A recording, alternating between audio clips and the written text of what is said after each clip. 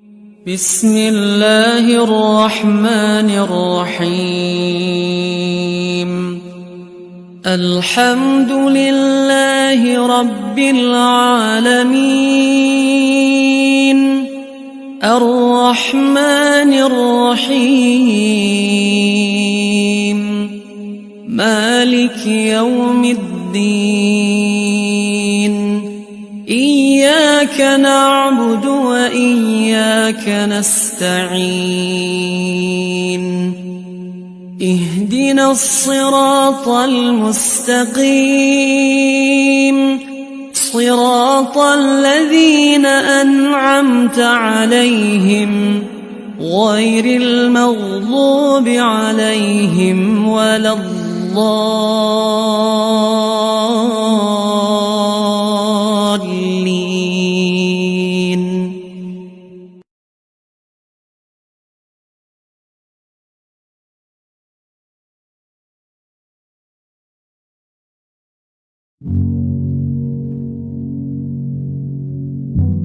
Bismillahirrahmanirrahim. Ramadan, rahmat Allah terbuka luas.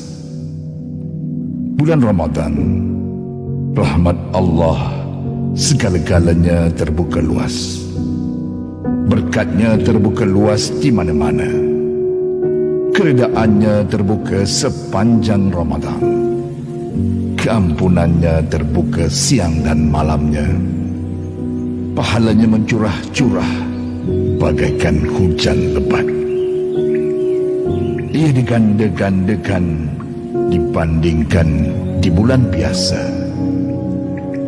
Rahmatnya melimpah ruah kepada sesiapa sahaja yang menginginkannya.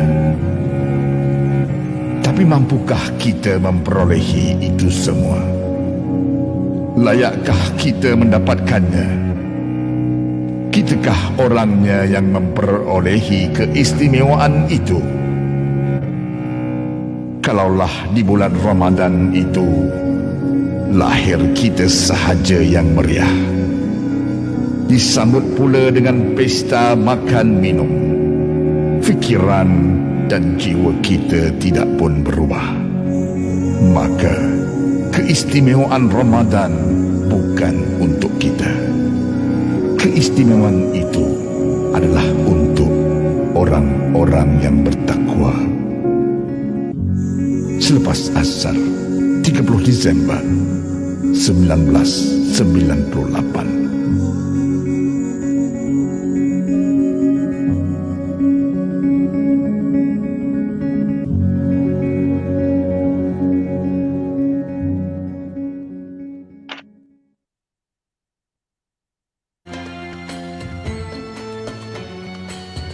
Assalamualaikum warahmatullahi wabarakatuh kepada semua sahabat-sahabat di mana juga anda berada. Bismillahirrahmanirrahim.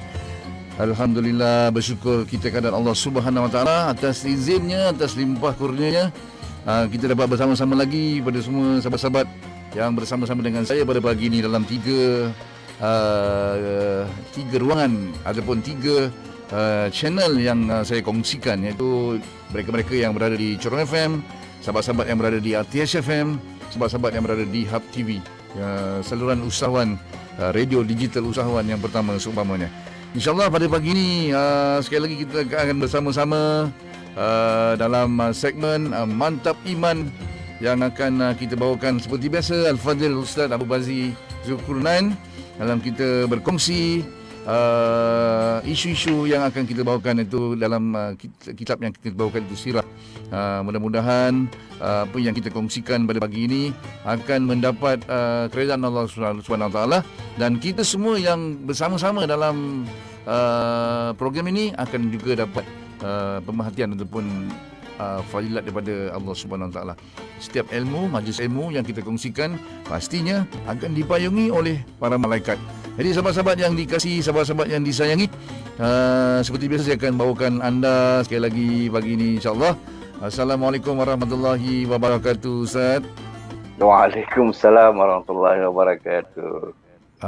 Alhamdulillah, Ustaz dapat bertemu kita sekali lagi pada pagi ini. Alhamdulillah. Ya. Apapun pagi ini Ustaz, kita dah masuk minggu kedua Ramadan, Ustaz.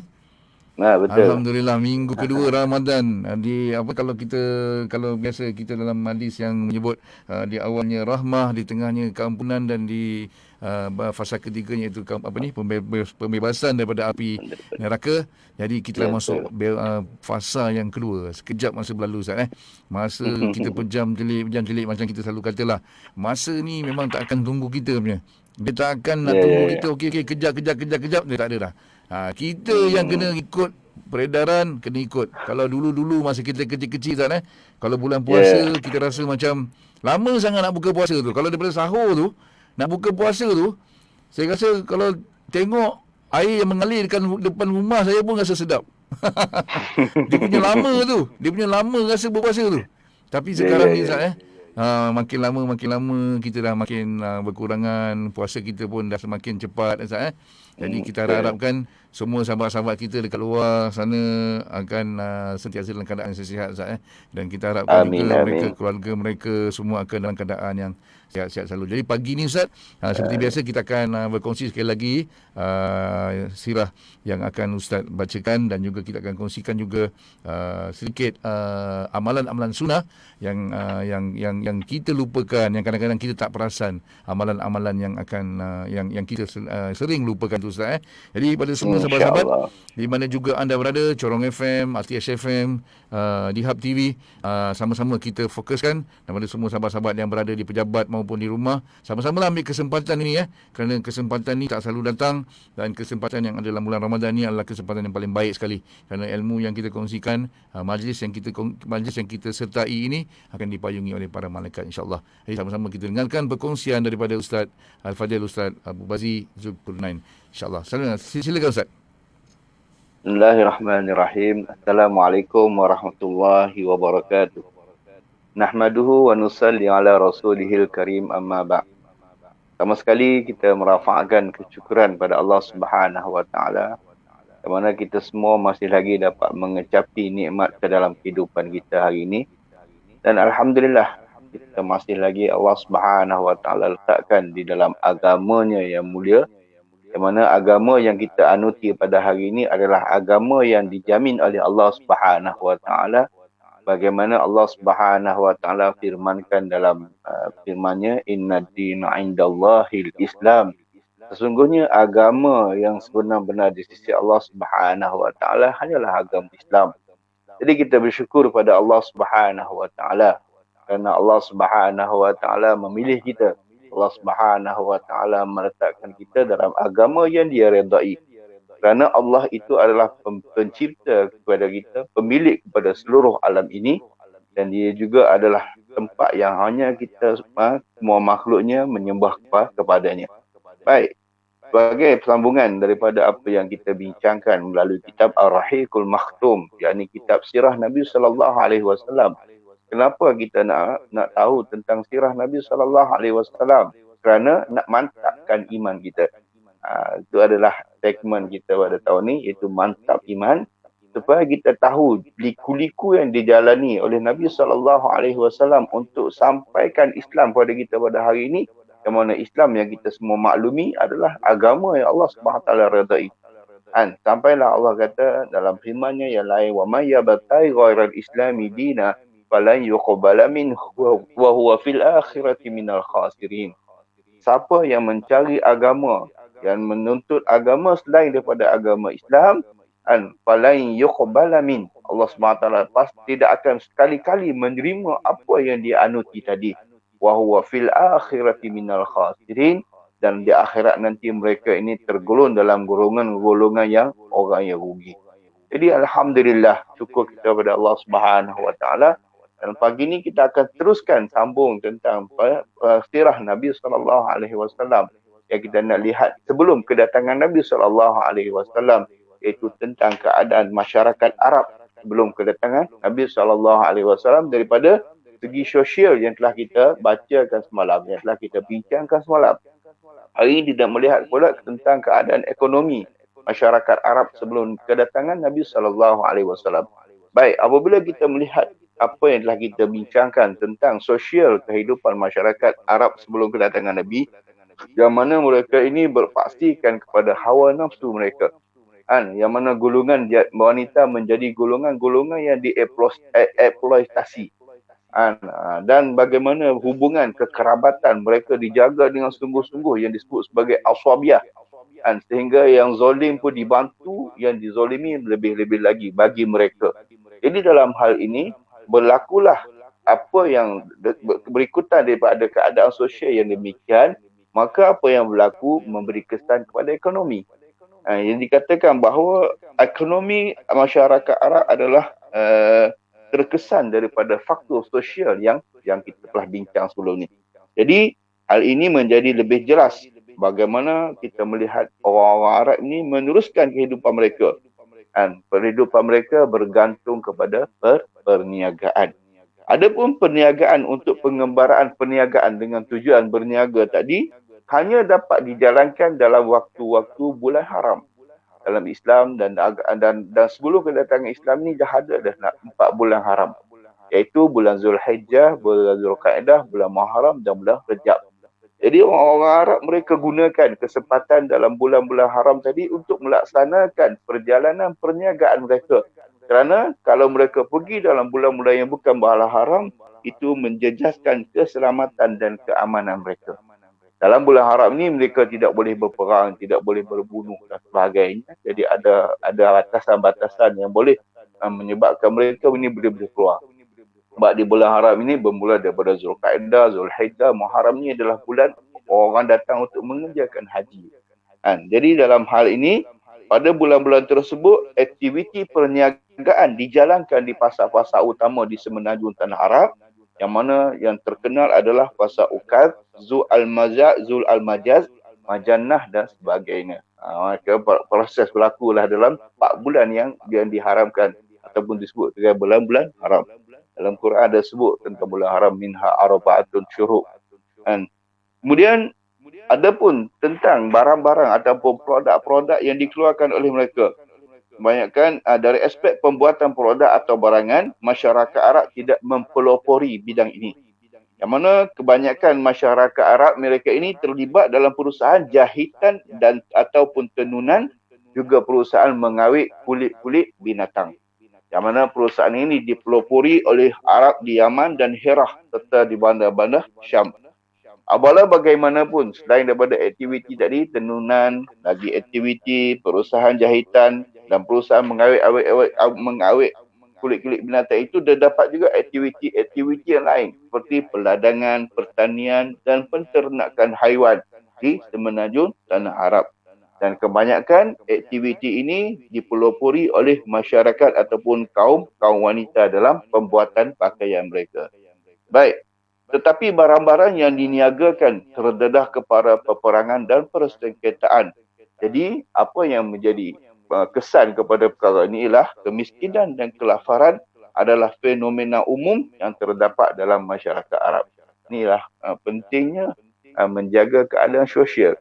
Kerana apabila keadaan sosial tidak tenteram, maka dia bawa kepada kesan ekonomi. Ini dah telah berlaku dalam zaman Arab dulu. Apabila keadaan sosial dia huru-hara, sibuk dengan perkara-perkara yang benda-benda yang menakut-nakutkan. Faktor keselamatan tidak ada, faktor keamanan tidak ada. Macam mana faktor ekonomi nak berkembang? Inilah apa yang kita dapat daripada sirah. Kita melihat bagaimana Arab dulu, kerana mereka ini penting kepada hawa nafsu mereka.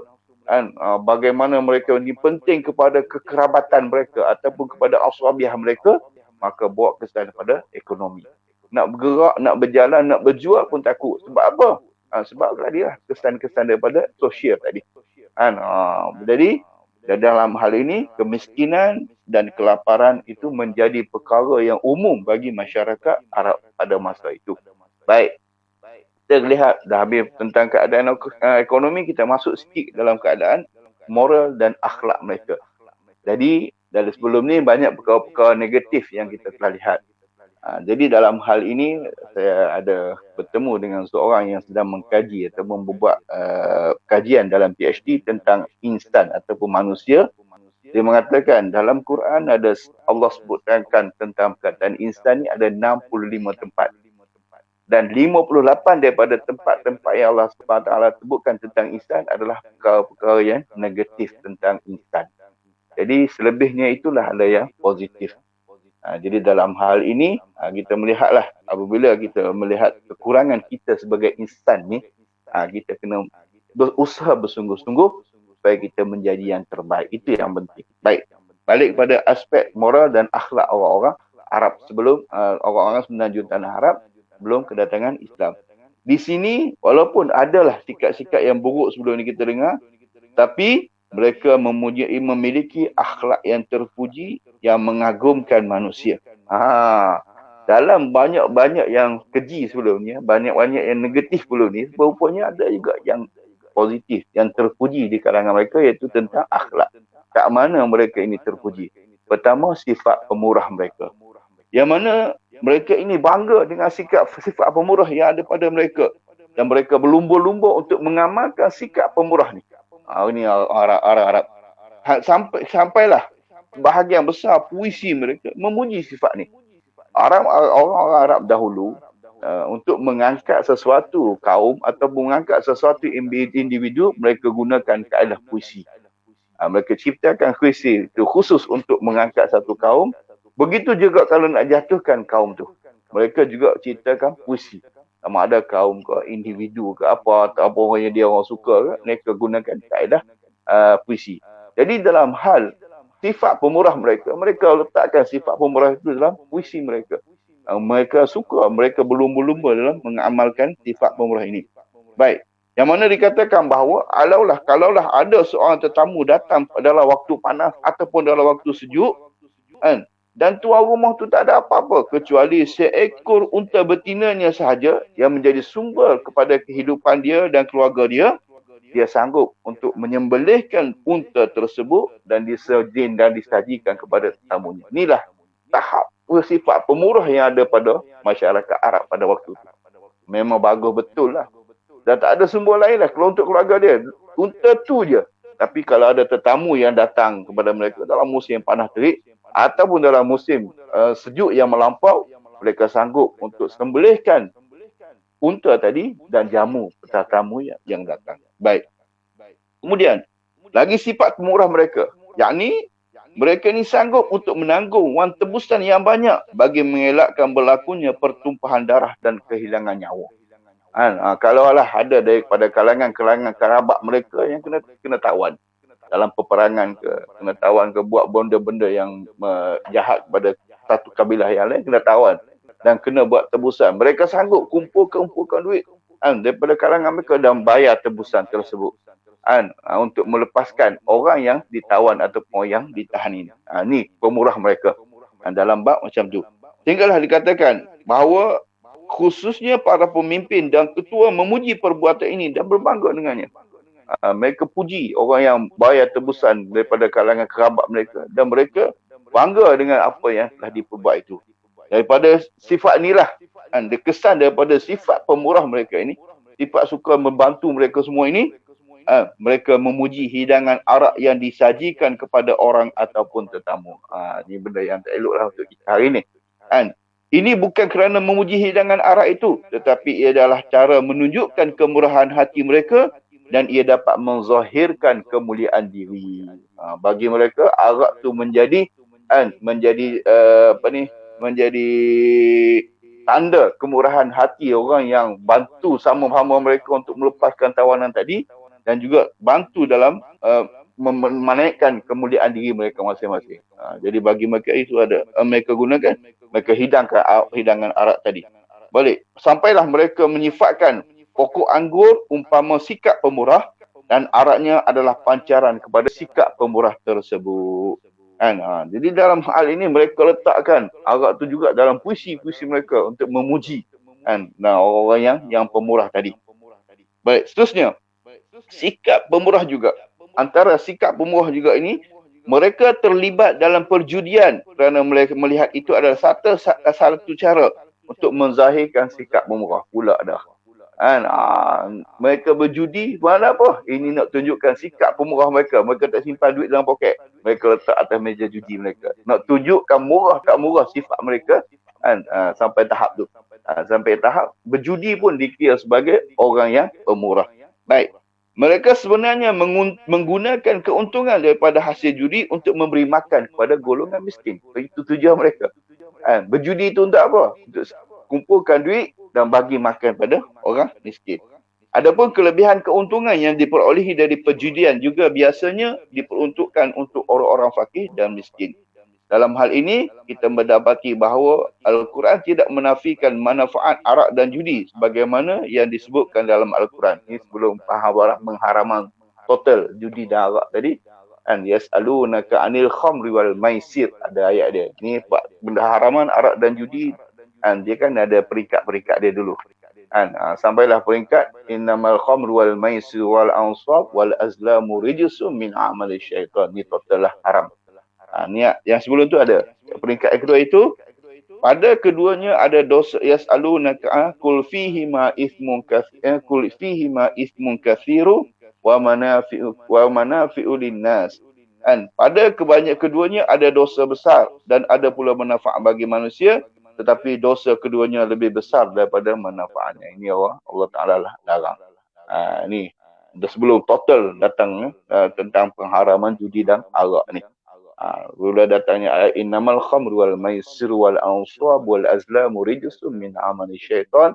Sesungguhnya arak, judi, tilik nasi itu adalah rijsun, satu najis. Fajtanibuh, maka jauhilah. Allah Ta'ala larang terus. Betul. Baik. Seterusnya, antara akhlak yang mereka miliki juga adalah mereka ini menepati janji.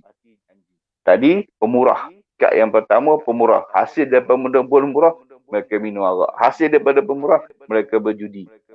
Kemudian lain pada tu, antara akhlak mereka yang lainnya adalah menepati janji. Yang mana sifat ini menjadi agama yang mereka pegang.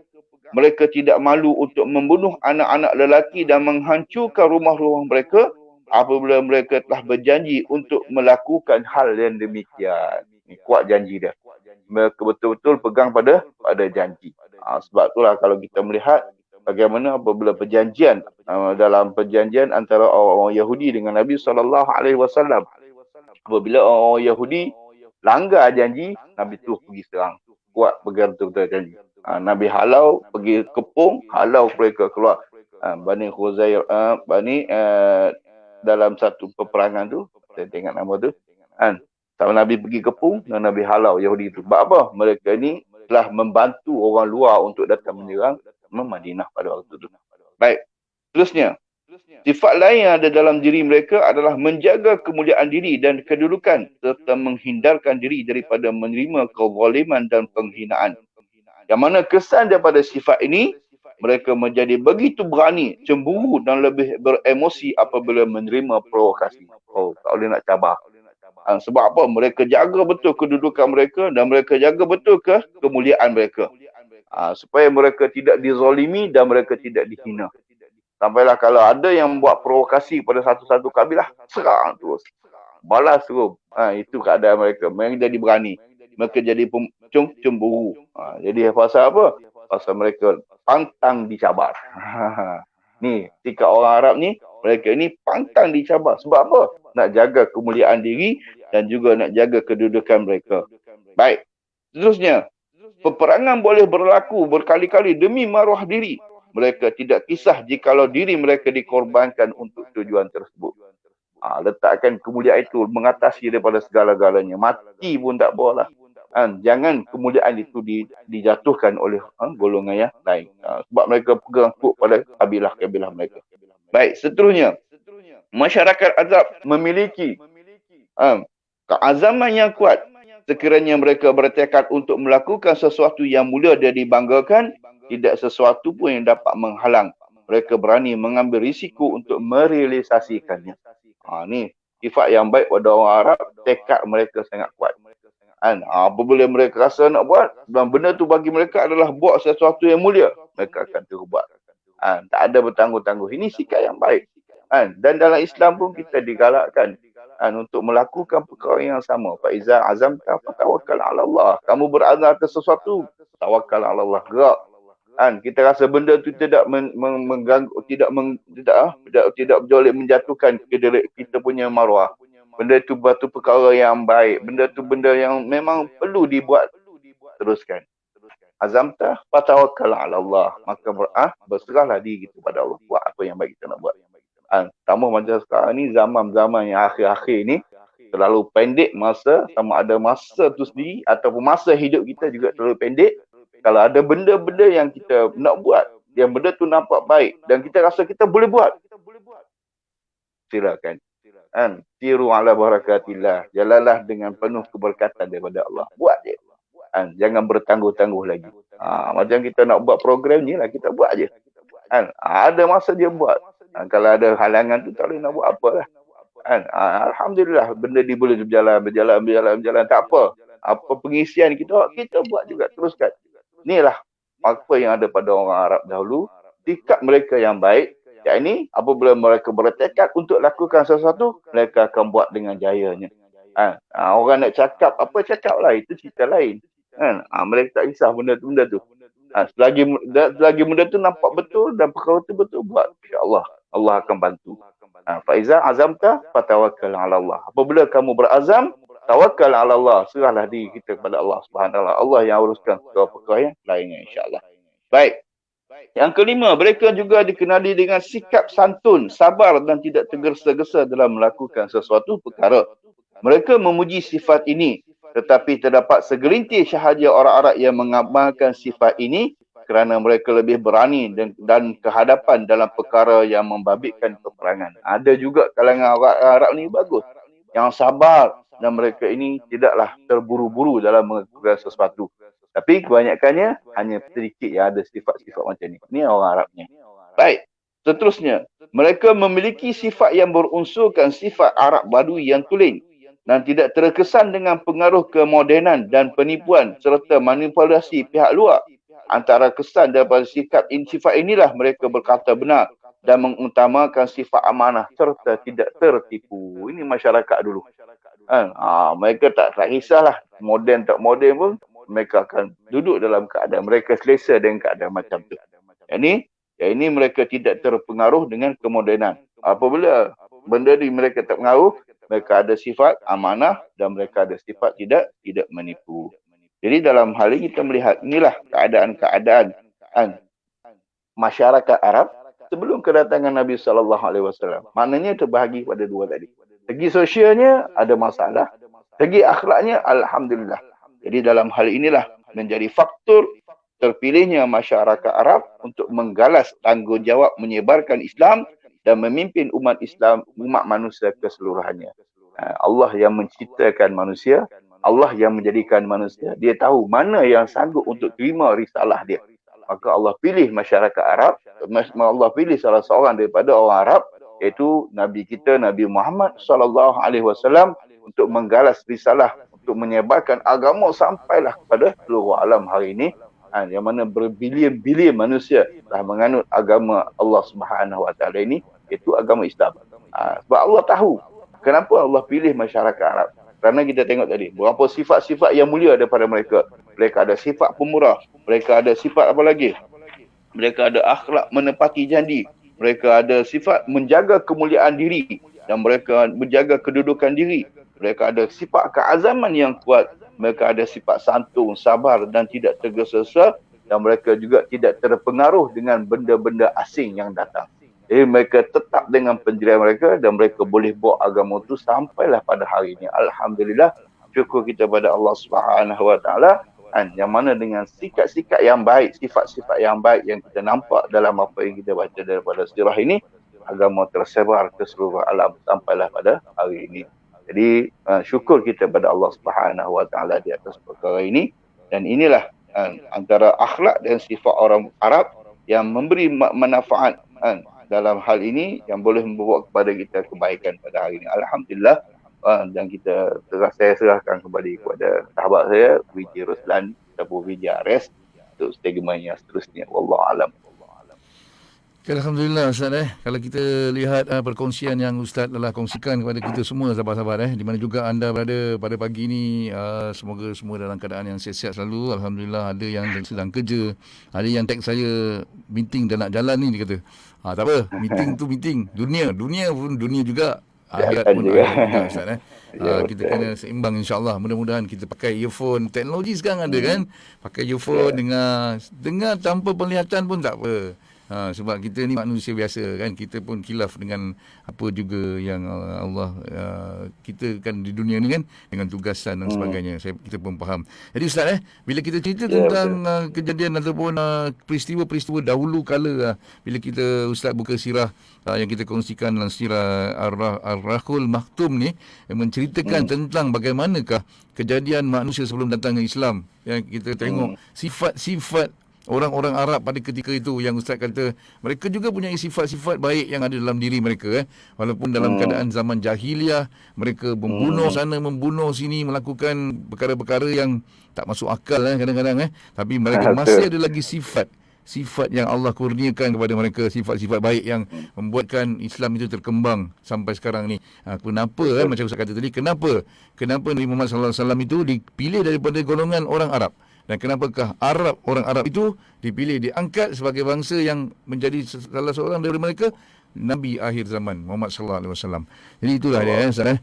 Jadi bila kita lihat keadaan zaman-zaman dulu, Ustaz, saya nak terpanggil pada saya satu perkara yang Ustaz cerita tadi, 65 tempat disebutkan tentang insan Ustaz.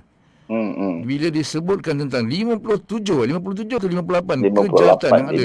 58 negatif. So 58 yang ada, yang boleh tak Ustaz ceritakan sikit tentang perkara ni, yang kita mungkin boleh nampakkan sedikit tentang dengan keadaan kita sekarang ni Ustaz. Silakan Ustaz. Saya rujuk sikit dalam terjemahan. Daripada sahabat-sahabat semua dekat luar sana, sahabat-sahabat yang ada bersama-sama dengan saya pada pagi ni, terima kasih kerana bersama-sama dengan saya. Anda ada soalan, sebarang soalan, nanti di akhir segmen ini nanti anda boleh bertanya dengan Ustaz.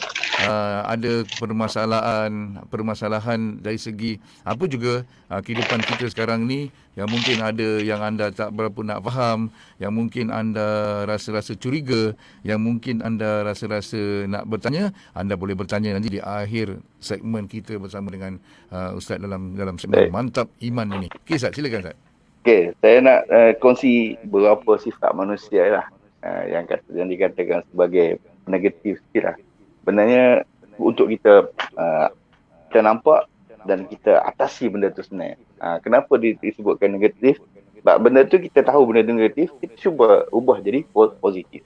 Dalam surah Al-Ma'arij, dalam juzuk ke-29 ayat ke-19 hinggalah ke ayat ke-21, dan penyelesaian dia Allah tunjukkan dalam ayat-ayat yang berikutnya. Baik.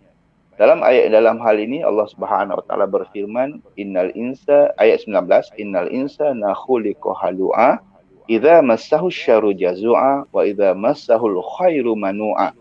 3 sifat sini Allah sebut tentang manusia yang negatif. Sesungguhnya manusia diciptakan bersifat keluh kesah lagi kikir, kedekut. Manusia ini Allah ciptakan bersifat keluh kesah, gelabah tak tentu hala. Dan selain daripada itu, kita juga bersifat dengan halu'a, yakni kedekut, kikir, genggam kemah-kemah. Kemudian iza massahu syahru jazua, apabila ia ditimpa kesusahan, ia berkeluh kesah. Betul tak? Kita kan, kalau ada masalah, bangun-bangun pagi, ya Allah, aku tak bayar lagi hutang. Hari ni aku hutang, nak janji nak bayar hutang. Tengok duit dalam poket, dalam akaun ada kosong. Macam mana dia keluh kesah kan? Betul tak? Itu sifat manusia tu. Itu contoh lah. Baik, kemudian wa iza massahu khairu manu'a. Dan apabila ia mendapat kebaikan, dia amat kikir. Kalau dia dapat duit, kalau dia dapat nikmat, dia jadi kedekut. Ini sifat manusia. Allah jelaskan terus. Perkara-perkara yang menjadi diri negatif. Tapi Allah bagi penyelesaian dia. Allah kata solusi dia pada ayat berikutnya, illal musallin, kecuali mereka yang sembahyang. Kecuali mereka yang sembahyang.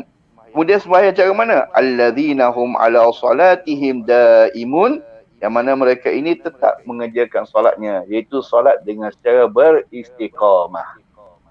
Lagi, walladzina fi amwalihim haqqum ma'lum, dan orang-orang dalam hartanya tersedia bahagian tertentu. Maknanya daripada sikap kedekut tadi, Allah nak bagi tahu kat kita, kalau kamu ada rezeki orang lain dalam rezeki kita, yang kita maklumi, kita kena bagi kat dia. Kalau lah sampailah ni nak dapat KBSP 10,000 ni kan, kira siap-siap keluarlah. Kalau dapat, tak tahulah dari segi hukumnya, tanya orang lebih pakar lah. Tapi kalau nak lebih bercermat ataupun lebih berhati-hati, keluar 2.5% dari 10,000 tadi. Jadi kurang RM250 bagi zakat kita. Itu lebih baik lah. Tapi untuk lebih maklum tentang hukum yang awak kata yang perfect, yang kemas, tanya orang yang pakar pada tentang betul tak kena bagi zakat. Tapi kalau kita nak berhati-hati, lebih baik kita keluarkan 2.5 kalau dah dapat 10,000 tu. Itu tak lama lagi, berapa hari dah kan? Minggu depan kan? 12 bulan dah ada masuk akaun dah. Jadi kena keluarkan sikit. Dalam 2.5% RM250 untuk zakat. Sebab simpanan kita tu. Baik, Jadi Ustaz, seterusnya. saya terpanggil Ustaz. Satu Ustaz, sebelum saya pergi jauh. Terpanggil saya bila Ustaz cakap pasal berzakat ni Ustaz. Kadang-kadang orang cakap, macam Ustaz cakap, kita jangan kikir. Kikir dalam bahasa Malaysia ni kata kedekut. Kedekut. Kikir dalam bahasa Indonesia, kikir. Jadi kita orang kita selalu macam ni Ustaz. Kalaulah aku ada 20,000, aku pasti akan tolong dia. Aku pasti akan bantu. Aku pasti akan buat ni. Aku pasti akan sedekah sini. Kalau aku kaya, aku akan buat ni, aku akan buat ni. Bila Allah sudah bagi kelebihan, kayalah tiba-tiba, lupa Ustaz. Lupa. Tak pergi dah. Tak pergi dah. Itulah dia sebenarnya ujian dia. Itulah sebenarnya ujian dia. Saya selalu ingatkan diri saya juga Ustaz. Duit dalam poket kita ni belum tentu duit kita lagi. Tapi duit, kalau kita masuk dalam tabung masjid, tentu tu saham kita sampai bila-bila. Sampai bila-bila. Dalam poket ni, lagi jalan depan sikit je motor rosak. Jalan depan sikit, kereta pula habis minyak. Jalan depan sikit lagi, ada orang nak... dia bukan duit kita. Dalam poket bukan duit kita. Yang duit kita, yang kita infakkan, yang kita sedekahkan kat masjid. Betul Ustaz kan? Ya. Jadi, sahabat-sahabat teruskan Ustaz, teruskan. Okey. Kemudian, itu sifat solusi kepada sifat yang negatif tadi. Pertama, sembahyang. Yang kedua, infakkan kita punya harta. Untuk siapa? Lis-sa'ili wal mahrum, bagi orang yang miskin, iaitu yang meminta, dan orang yang tidak mempunyai apa-apa, yang tidak mahu meminta. Maknanya kita tak tahu dia tu susah tak susah. Sebab itulah penting kita tahu keadaan sekitar kita.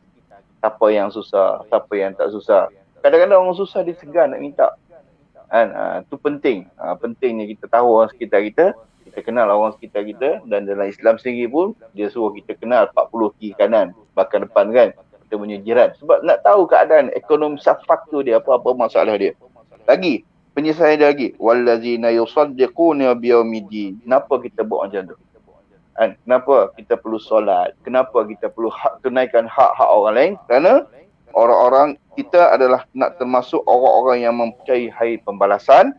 Walladzina hum min azabi rabbihim yushfikun, dan orang-orang yang takut terhadap azab Tuhannya. Nah, kita takut ke akhirat nanti ada pembalasan daripada Allah Subhanahu Wa Taala. Jadi walaupun asalnya dia cerita tentang kita punya sifat positif negatif, dan dia bagi penyelesaian kepada kita, dan seterusnya dalam ayat ini kita nampak yang hantik Quran kan. Dia bagi tahu dengan sifat-sifat negatif kita boleh jadikan dia positif dengan adanya iman kepada Allah Subhanahu Wa Taala. Insya-Allah kita pakat-pakat mantapkan iman ini, insya-Allah. Wallahu a'lam. Insya-Allah. Terima kasih juga kepada sahabat DJ Kaf daripada Radio Jawi yang bersama-sama kita Ustaz Ustaz pun kenal DJ Kaf. DJ Kaf yang sentiasa sahabat kita. Terima kasih DJ Kaf, sama-sama kita mengingati muhasabah Ramadan katanya. Alhamdulillah. Mudah-mudahan start jadi sedikit perkongsian bagi kita semua, daripada semua sahabat-sahabat. Kita berehat seketika sebelum kita masuk segmen yang kedua. Jadi Ustaz, macam biasa Ustaz, segmen kita rehat ni ada produk yang akan saya bawakan. Jadi kepada semua sahabat-sahabat, produk ini adalah juga antara produk yang terbaik untuk kucing. Untuk kucing. Kali ni saya kongsikan produk kucing. Pada sahabat-sahabat yang kat luar sana, ada kucing, ada binatang-binatang seperti kucing kan. Anda boleh tengok produk ni, sangat-sangat baik, sangat-sangat bagus, yang dihasilkan oleh orang tempatan, yang dihasilkan oleh Bumi Putra, yang kita sama-samalah bantulah. Kalau anda ada kucing, ada binatang kesayangan di rumah, sama-sama kita saksikan apa yang saya akan kongsikan kepada anda sebentar lagi. Okey, Ustaz, kita berehat sebentar. Okey, silakan. Semua sahabat-sahabat tunggu tunggu. Jangan ke mana-mana. Kita sambung selepas ini. Jadi saksikan sebentar apa yang saya nak kongsikan bersama-sama dengan anda ini.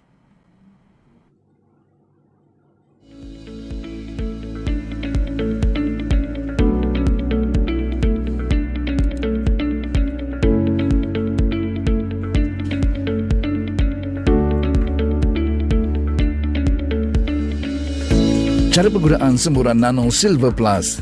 Semburkan pada kulit atau mana-mana permukaan dan dibiarkan sehingga kering. Digunakan 1 sehingga 2 kali setiap hari mengikut keperluan. Ulang jika selepas dibersihkan dengan air. Untuk kucing kesayangan anda, gunakan semburan Nano Silver Plus.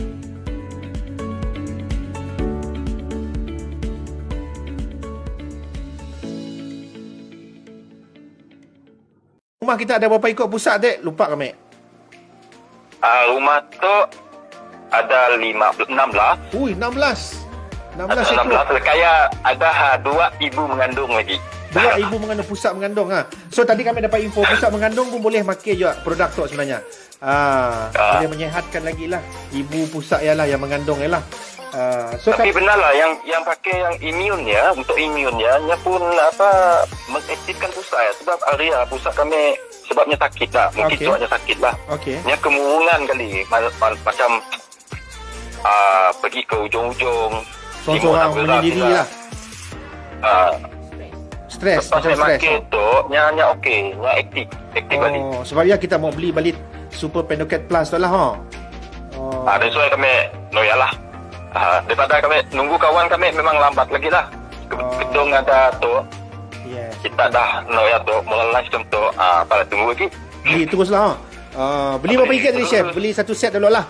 Beli 1 set dulu lah. Beli selesai dulu. Okey, kelak kita coba, kelak boleh order lagi, Chef. So, thank you, Chef.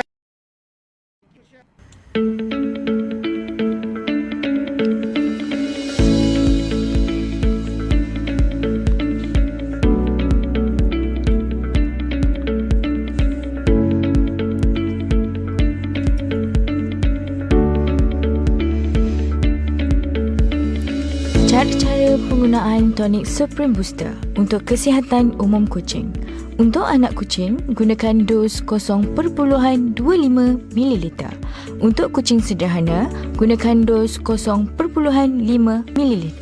Manakala untuk kucing dewasa, gunakan dos 1.0 ml. Gandakan dos untuk kucing yang tidak sihat. Pengambilan dos untuk 1 kali sehari sahaja. Gunakan tonik Supreme Booster untuk kucing kesayangan anda.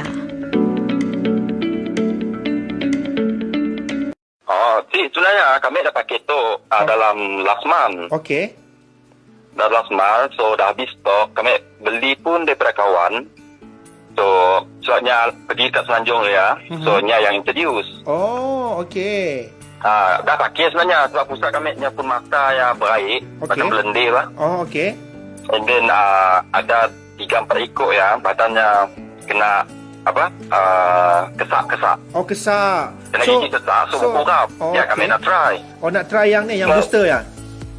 Try pakai dalam masa 2 minggu lah. Semuanya kering, gaya matanya pun dah tidak dapat buka, dah boleh buka dah semua. Oh, okey. So kita repeat sebenarnya, lah. sebenarnya Nangga posting tu ada benda tu sebab kami pun dah habis stok. Stok kami dah habis dah. Sebab kami beli sebotol dah. Okey. So stok dah habis. So ya kami terus saya tu order tu kita mazah sebenarnya. Dia Nangga live tu dia terus order lah. Tapi Harganya macam ni, sure, Chef? Harganya macam ni harganya. Okey ke 99 dah? 99 okey. Daripada kami beli di Semenanjung memang mahal lah. Memang mahal. Harga normal. Harga normal. So berbaloi ya, Chef? Nangga harganya 99 dah consider sangat murah. Sangat murah, yes. Dengar apa Chef ada. Assalamualaikum. Sekali lagi kita bertemu semua sahabat-sahabat apa pun yang kita lihat tadi, itulah ada sedikit perkongsian daripada produk di Zaki Global di Hub TV ni, yang merupakan satu produk untuk kucing untuk kucing, yang mana nama produk tu Pendocat Plus. Pendocat dia ada ekstrak daun moringa ataupun daun helikopter katanya. Jadi di dalam tu dia boleh membuatkan seekor kucing itu menjadi semakin sihat. Kucing-kucing jalanan yang kita jumpa yang kita simpan kucing-kucing jalanan ni, kucing-kucing pun akan jadi sihat. Ini sebahagian daripada pahala-pahala mudah ya Ustaz. Rasulullah SAW suka pada binatang, terutamanya kucing. Jadi inilah dia masa-masa kesempatan yang ada yang boleh kita ambil, beli produk ni sambil-sambil kita berikan kepada kucing-kucing yang ada kita nampak. Bukan saja kucing kesayangan kita yang kita dalam rumah kita, tapi kucing-kucing lain yang ada dekat luar-luar. Saya ada satu kisah Ustaz bila kita kongsi sikit ada satu orang bukan Muslim Ustaz. Dia bukan Muslim, tapi dia ni setiap hari saya tak akan miss tengok dia bagi makanan kucing. Dia bawa satu beg, saya mula-mula tak perasan apa dia bawa. Tapi bila saya amati dia pergi jumpa semua kucing-kucing yang ada, sampai kucing dah tahu dah waktu yang dia datang. Dia bukan Muslim dia bukan Islam, tapi dia bawa kuli beg tu dan dia akan letakkan makanan kucing ni kepada kucing-kucing yang dia jumpa, tak kira lah kat mana. Tapi kawasan dia begitu, memang kucing dah standby dah. Kucing ni macam tunggu bas. Macam tunggu bas. Semula saya pelik, kenapa banyak kucing kat tepi sana ada kucing, sana kucing. Rupanya ada orang datang bagi makanan kucing. Bagi makan. Orang dia seorang je, dia datang. Ada satu aunty ni. Dan saya tanya dia kata saya memang suka kucing. Satu hari dia belanjakan ratusan ringgit untuk beli makanan kucing. Dia pencen, orang pencen. Dia tak boleh buat apa. Jadi dia jalan kawasan rumah saya tu, dia bagi makanan kucing. Inilah dia antara sifat-sifat yang macam Ustaz tadi kata, zaman sebelum Islam, orang jahiliah ada sifat-sifat baik, dan zaman sekarang pun tak terkurang juga di kalangan orang-orang yang bukan Islam, yang ada diberikan Allah tu sifat-sifat baik dalam diri mereka. Jadi kita sama-samalah, kita contohi yang baik, kita buang sifat yang tak baik. Jadi kita contoh yang baik, kita dapat pahala. Dan insya-Allah mudah-mudahan sama-sama kita kongsikan. Jadi untuk segmen yang kedua Ustaz segmen yang kedua yang kita nak bawakan hari ini kepada semua sahabat-sahabat yang masih lagi bersama, DJ Kaf Mim juga bersama dengan kita. Jadi harap kita dapat selamat datang Ustaz Kamal, sahabat kita lama di Gulf. Jadi segmen yang kedua Ustaz teruskan dengan sikit lagi perkongsian untuk sama-sama kita dengarkan insya-Allah. Silakan Ustaz. Insya-Allah. Bismillahirrahmanirrahim. Terima kasih kepada VJ RS. Dan insya-Allah pada pagi ini kita teruskan dengan perbicaraan kita tentang sunnah Nabi sallallahu alaihi wasallam yang kita memang lakukan, cuma kita nak kena betulkan supaya benda tu sama bertepatan dengan apa yang Nabi sallallahu alaihi wasallam hendak daripada apa yang kita buat tu. Sebelum ni kita dah bincang tentang perkara berkaitan dengan makan minum, kita bincang perkara berkaitan dengan solat-solat sunat, dan hari ini kita akan bincang dalam bab berkaitan dengan hubungan kita dengan manusia. Dan kita dah sentuh dulu sikit je, iaitu tentang hubungan manusia. Ada pertama memberi salam, yang kedua kita senyum. Hari ini saya nak sambung yang seterusnya, iaitu bercakap perkara yang bermanfaat. Ini pentinglah, semua orang boleh bercakap, kecuali dia ada masalah, dia tak boleh bercakap lah. Tapi semua orang bercakap, dan bercakap perkara yang bermanfaat juga merupakan sunnah Nabi sallallahu alaihi wasallam. Mana dalilnya? Dalilnya daripada Abu Hurairah radhiyallahu anhu berkata bahawa Nabi sallallahu alaihi wasallam bersabda, Man kana yu'minu billahi wal yawmil akhir falyakul khairan aw liyasmut. Barang siapa yang beriman kepada Allah dan hari akhirat, maka hendaklah dia mengucapkan perkataan yang baik yang bermanfaat, atau dia diam sekiranya tidak mempunyai apa-apa untuk diperkatakan. Baik, apa yang kita dapat faedah daripada hadis ini, bahawa kita hendaklah sentiasa berhati-hati dalam percakapan, dan kita bercakap hanya dalam perkara yang bermanfaat saja. Dan hendaklah kita menahan diri dalam apa juga keadaan daripada bercakap perkara yang haram. Yang mana perkara yang tidak bermanfaat ini ataupun tidak bermatlamat ini, kadang-kadang dia boleh menjadi sebab kepada terhapusnya amalan kita dan tertegah kita daripada memasuki syurga Allah Subhanahu Wa Taala. Jadi daripada hal ini, apabila kita nak bercakap, fikir dulu apa yang kita nak cakap tu baik ataupun tak baik, supaya kita dapat pahala daripada Allah Subhanahu Wa Taala. Kita takut apabila perkara yang kita bawa itu adalah perkara yang berbentuk keburukan dan tersebarnya kebatilan, maka pada waktu itu hendaklah kita tahan diri kita daripada bercakap. Jadi dalam hal ini, sifat ataupun sunnah Nabi sallallahu alaihi wasallam ialah bercakap perkara yang bermanfaat. Ini antara kita lah. Baik, seterusnya. Sunnah Nabi sallallahu alaihi wasallam yang saya petik daripada risalah Al-Bayan daripada pejabat menteri Jabatan Perdana Menteri Hal Ehwal Islam. Yang seterusnya adalah memberi makan, yakni bersedekah. Ini ramai orang buat dalam bulan Ramadan ni. Di mana daripada Abdullah bin Amr radhiyallahu anhu berkata, seorang laki-laki telah bertanya kepada Rasulullah sallallahu alaihi wasallam, Islam apakah yang terbaik? Soalan dia, Islam apakah yang terbaik? Maka Nabi pun jawab, tud'imut ta'am wa taqra'us salam ala man arafta wa ala man lam ta'rif. Memberi makan dan mengucapkan salam kepada orang yang kamu kenal dan tidak kamu kenal. Riwayat Al-Bukhari. Beri makan ini adalah sunnah Nabi sallallahu alaihi wasallam. Belanja orang makan, istilah kita hari ini, belanja makan. Belanjalah apa-apa makanan itu adalah sunnah Nabi sallallahu alaihi wasallam, yang mana kalau kita melihat pada segi kemanusiaannya, kita bantu orang lain, sebenarnya itu juga adalah merupakan sunnah Nabi sallallahu alaihi wasallam. Jadi berusahalah kita sekadar yang kemampuan kita untuk kita memberi makan kepada orang lain. Dan jangan lupa bagi salam kepada siapa sahaja kita jumpa daripada kalangan orang Muslim, sama ada kenal ataupun tidak kenal, yang kita telah bincang dalam awal-awal perjumpaan kita dulu tentang memberi salam juga merupakan sunnah Nabi SAW.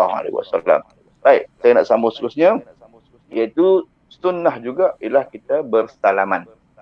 Sunnah juga kita bersalaman. Daripada Al-Bahra berkata bahawa Rasulullah SAW bersabda, "Ma min muslimaini yaltaqiyan fayatasafahani illa ghufira lahuma qabla an yatafarraqa." Tidaklah ada dua orang Islam itu apabila bertemu. Masing-masing dua orang Islam itu jumpa. Lalu bersalaman. Dua orang tu bersalaman. Melainkan akan diampunkan dosa bagi keduanya sebelum mereka berpisah. Hadis riwayat Ahmad. Dua-dua ni Allah Ta'ala akan berikan pengampunan mereka sebelum mereka berpisah. Jadi besarlah pahalanya kepada orang yang bersalaman.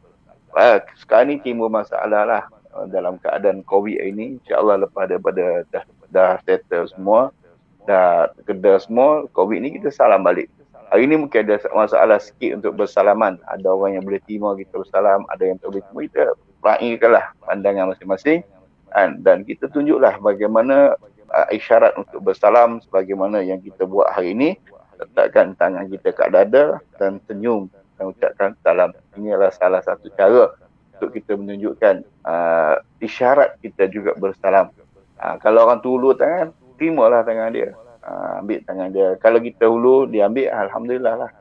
Itu maknanya dua-dua tu boleh tengok keadaan lah. Sebab pergi hari ini masih lagi ada orang yang berjaga-jaga.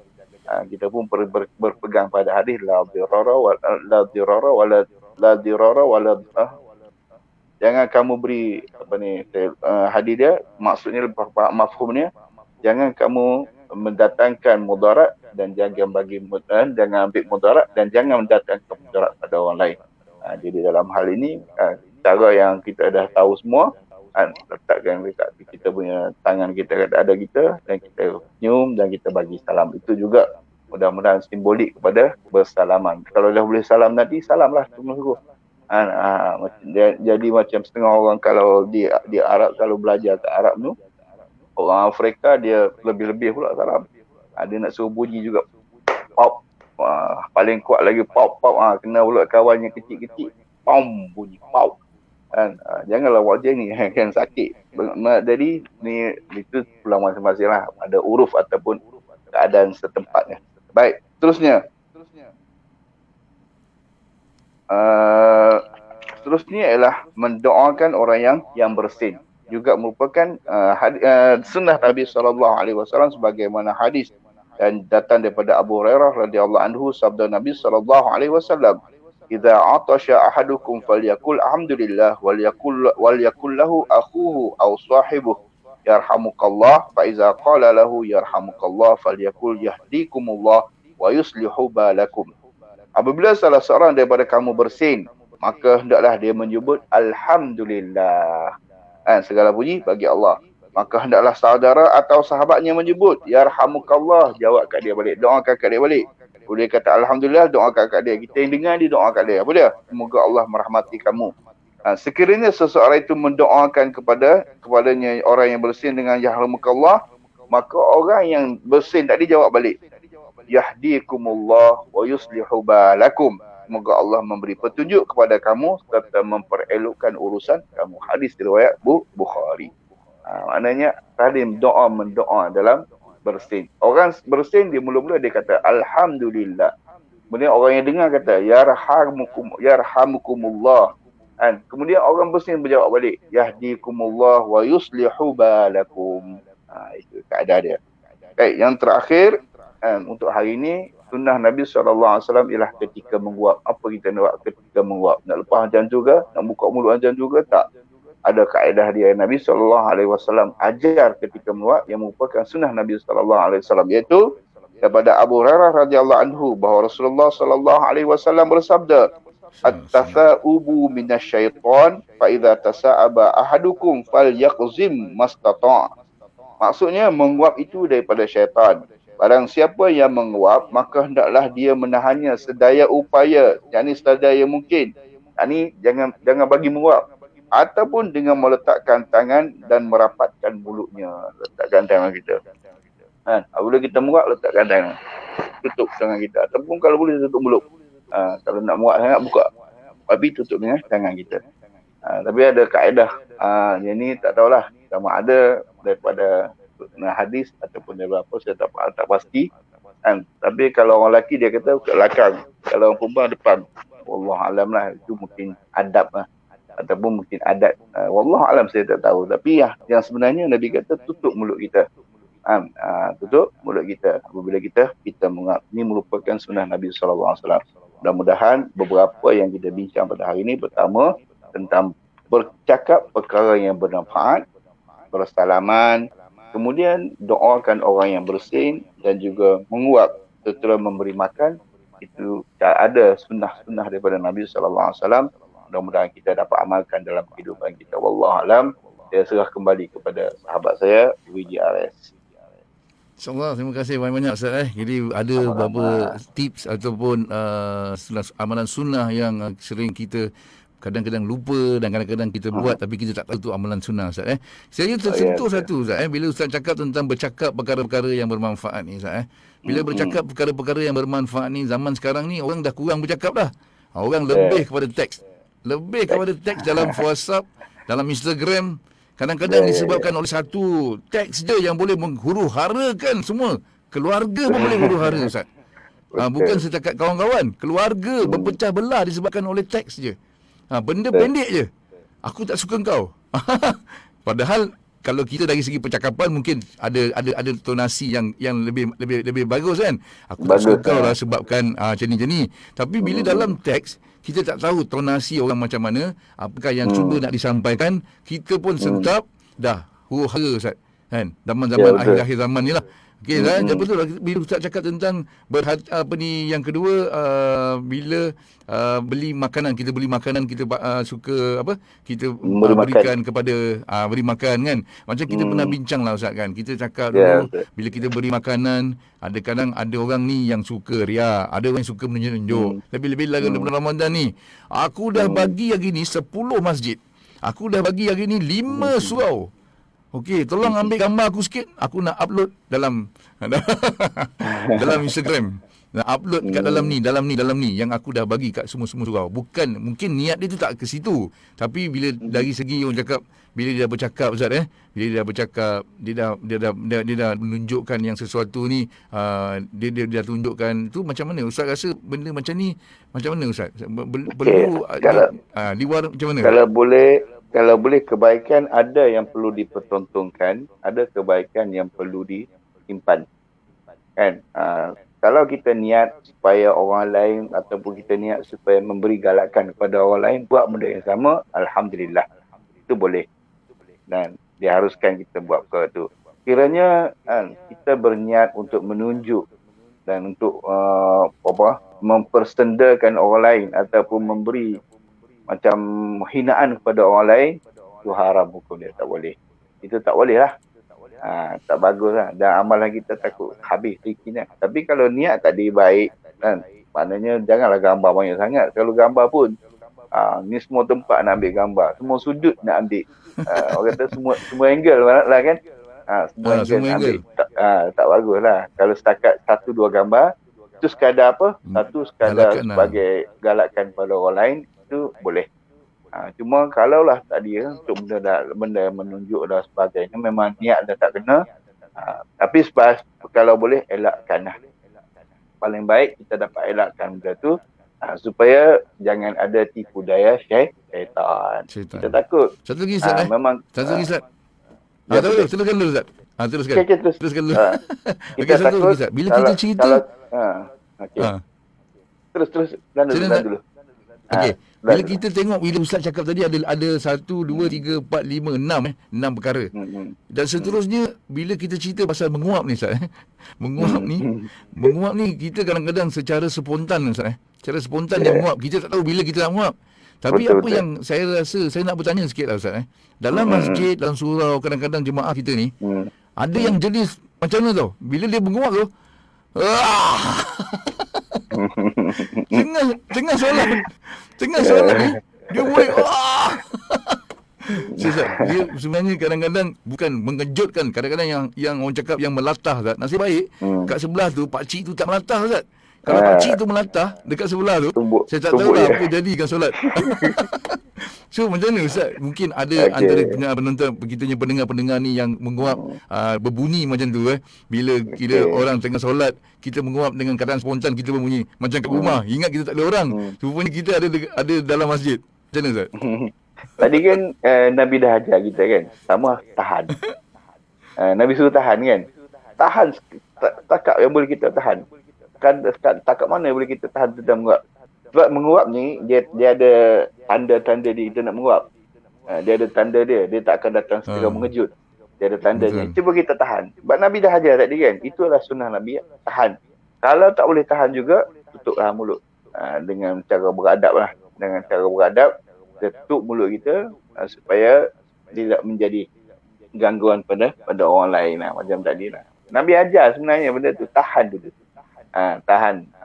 Mungkin dia tak tahulah. Hari ni kalau dah tahu, amal lah. Tahan dulu. Lepas tu lagi-lagi Ustaz lagi-lagi Ustaz, bila zaman-zaman kita sembahyang solat tarawih ni, zaman solat tarawih ni, kita tengok macam-macam ragam ada. Kadang-kadang bila kita tengok bila dia solat kan, bila time nak menguap, ialah zaman bila sekarang bila kita solat tarawih sampai jam 10:30 kan. Jadi kadang-kadang ada yang tak boleh nak kontrol tu. Macam tu lah tu. Dia dah tutup mulut dah. Dah tutup mulut tapi bunyi tetap ada. Itu dah tak boleh nak buat apa. Macam mana? Tak apalah. Kadang-kadang tu lah, itu tak kata attitude lah kan kepada masing-masing kan. Jadi kepada semua sahabat dia, kita elakkan lah daripada kita buat perkara-perkara yang seperti itu Kadang-kadang kita menguap, kita kena kontrol. Bila kita bercakap, kita kena hati-hati dalam percakapan. Dan kita teks dalam media-media sosial ni, medsos ni, kena hati-hati. Kadang-kadang kita bergaduh, kita disebabkan perkara kecil, kita boleh bergaduh.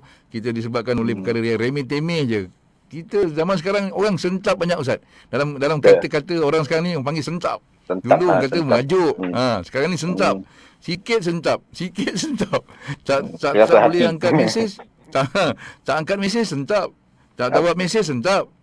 Selebih mesej sentap juga. Kalau kita keluar grup pun sentap juga. Jadi macam-macam perkara Ustaz Jadi kita harap-haraplah Ustaz, sedikit perkongsian ni, apa yang kita dah kongsikan ni, agar dapat kita jadikan sebagai tauladan pada semua sahabat-sahabat.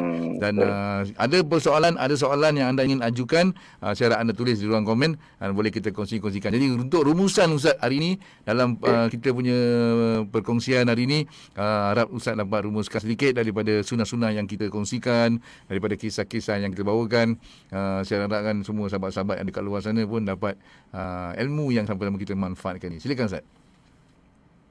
Baik, bismillahirrahmanirrahim. Sedikit perkongsian ataupun sedikit rumusan yang saya nak rumuskan pada hari ini. Bila kita melihat tentang sirah Nabi SAW tadi, tentang sifat-sifat yang baik, pada yang mulia yang ada pada masyarakat Arab Jahiliyah, dan dengan sebab sifat itulah Allah datangkan Rasul daripada kalangan mereka. Nampak tak? Dengan sebab sikap-sikap yang baik, dan Allah lihat tentang akhlak-akhlak yang baik, dan itulah antara banyak sebab-sebab lain yang Allah nak datangkan. Tak apa pun Allah boleh pilih untuk menjadi Rasul. Tapi kita kaji balik sirah dan kita tengok balik sirah, ini ada juga adalah antara perkara yang Allah datangkan, Allah pilih daripada kalangan mereka untuk Rasul. Begitu juga dengan diri kita. Kalau kita ada dalam diri kita ni sifat-sifat yang baik, walaupun 1, 2, 3 sifat, kekalkan dengan sifat tadi. Mungkin hari ini kesedaran Allah belum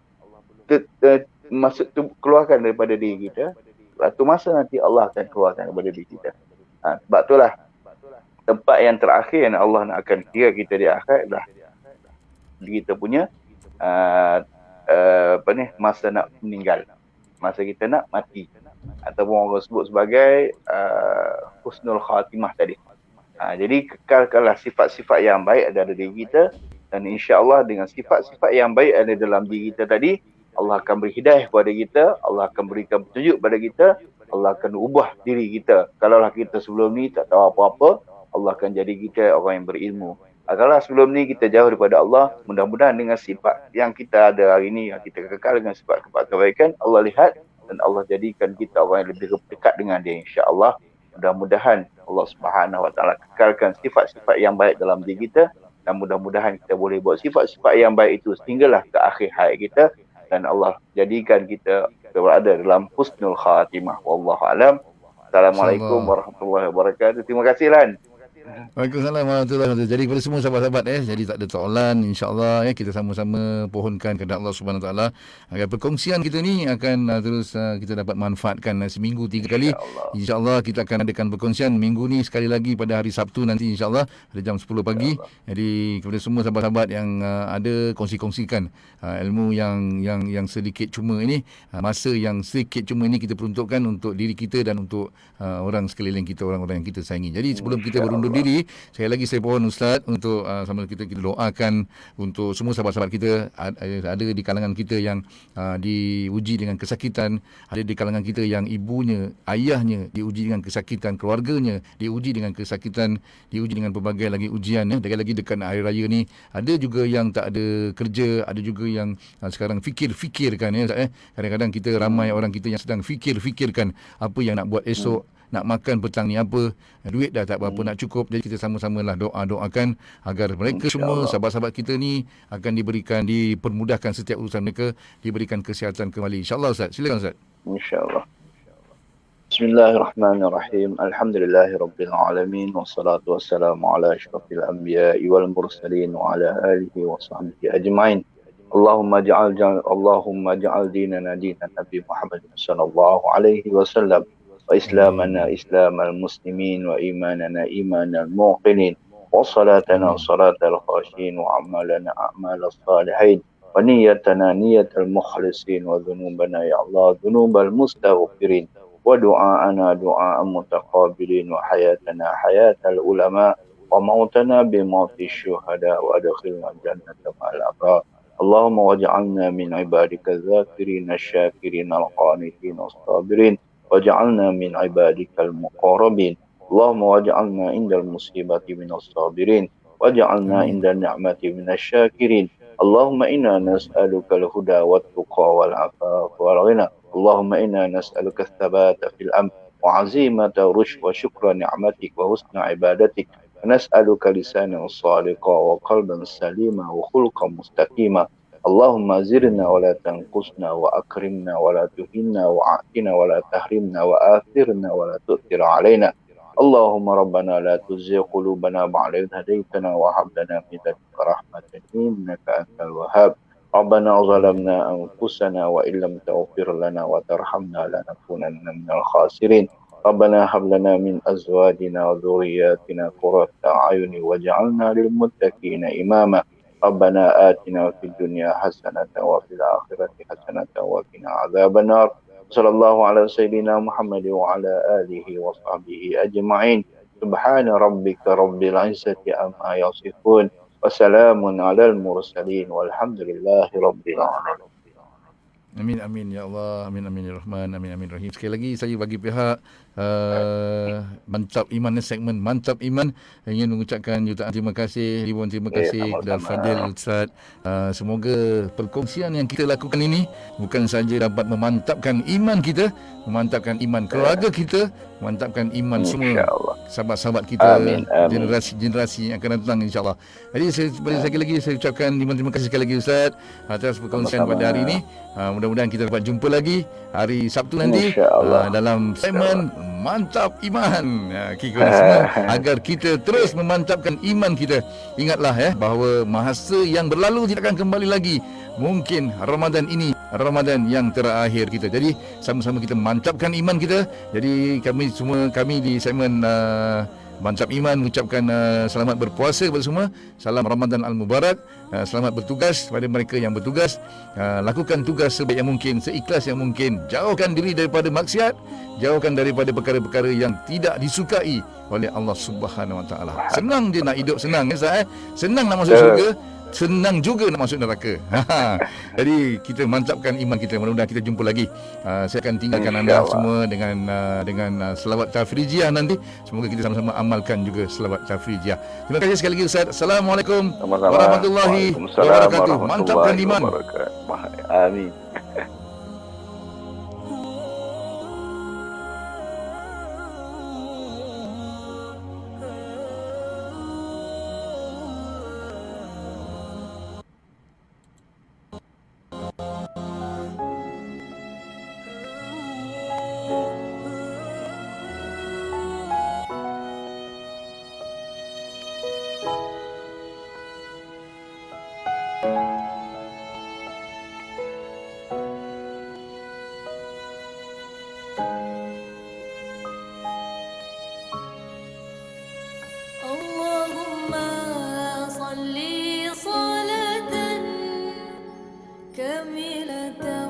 وسلم سلاما تاما على سيدنا محمد الذي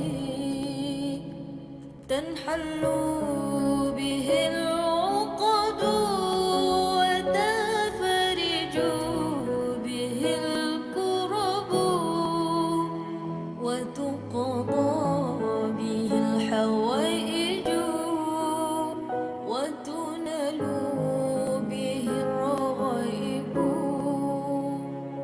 وحسن الخواتيم ويستسقى الغمام بوجه الكريم وعلى آله وصحبه في كل لمحة ونفس بعدد كل معلوم لك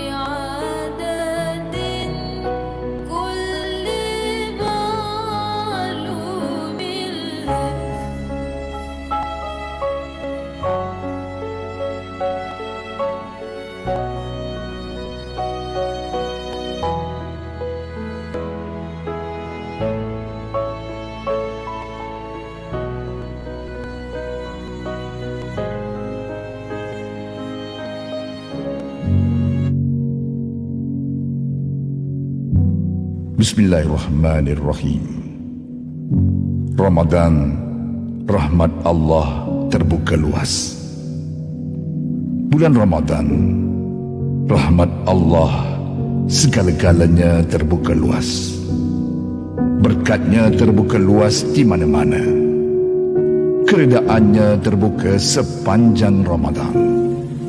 Keampunannya terbuka siang dan malamnya. Pahalanya mencurah-curah bagaikan hujan lebat.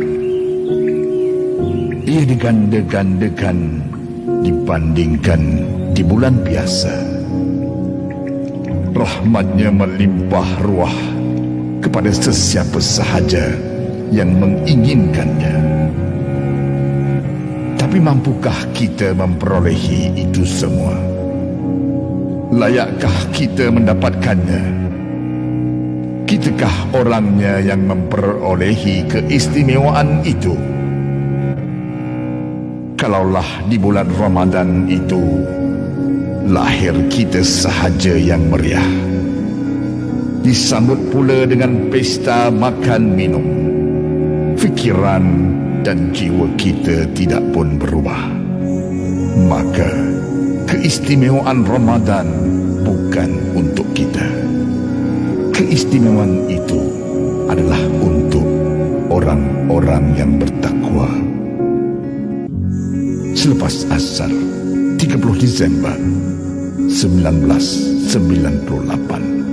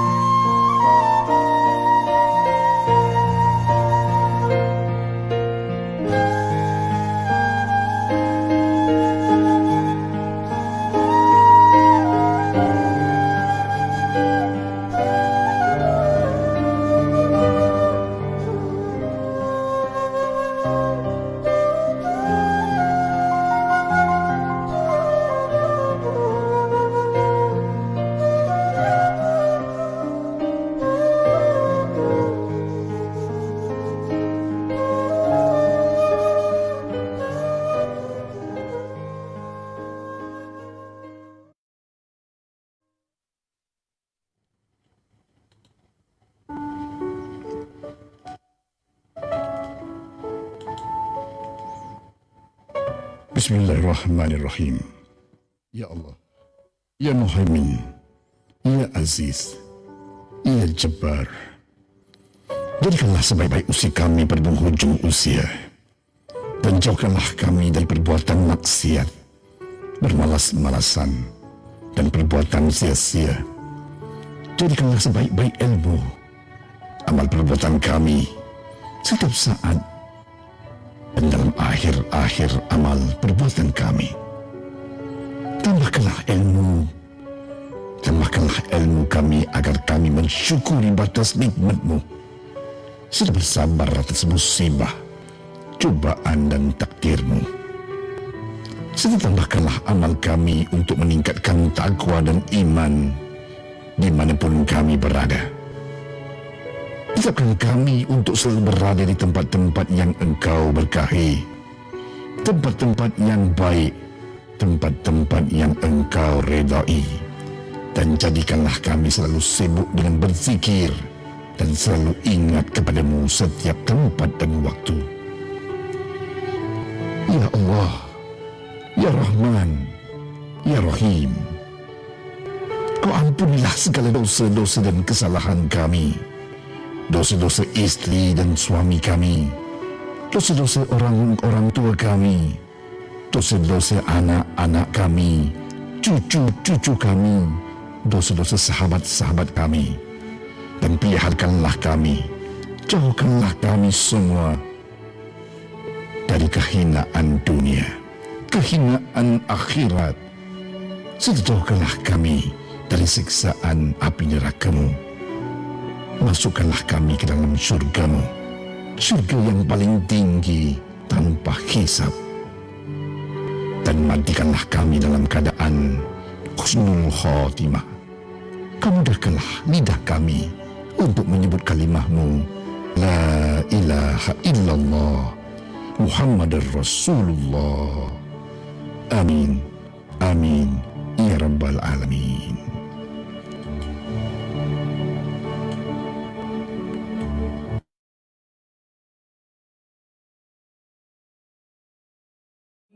بسم الله الرحمن الرحيم الحمد لله رب العالمين الرحمن الرحيم مالك يوم الدين إياك نعبد وإياك نستعين اهدنا الصراط المستقيم